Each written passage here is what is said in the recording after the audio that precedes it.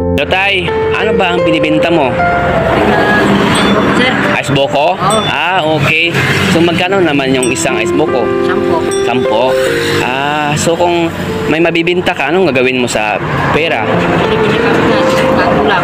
Ulam at bigas? Ah, ilang taong ka na tay? Aga 56. 56? Oo. Ah, ano pangalan mo? Romulo Amar.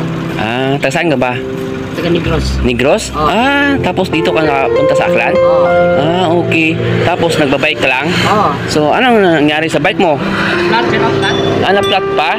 Ah, okay. So, kailangan palang ibulkit. Oo.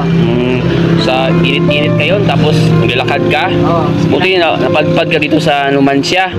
Aga po tangalan po, sir. Nangalan ka pa? Oo. Nagbabike ka lang? Oo. Sa sobrang init nito? Oo. Ganon. May asawa ka na? Oo. Ilan na anak mo? Isa. Isa?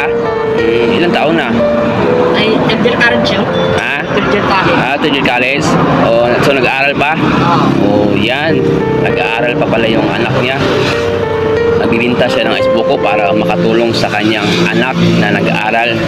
So tay, meron ako dito tay na bigas, tamang-tama. Hindi ka nabibili ng bigas, ha? Ito, tanggapin mo. Salamat kita. Oo. At saka ito, meron akong 200 bigay sa'yo, ha? Pangdagdag mo ng puhunan, Salamat, ha? sir. Oo. Oo. So, anong masasabi mo tay? Salamat isang bukas ka. Bukas ka 200. Oo.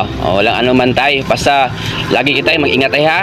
Oo. Para ilayo ka sa mga disgrasya, lalo na nagbabike ka.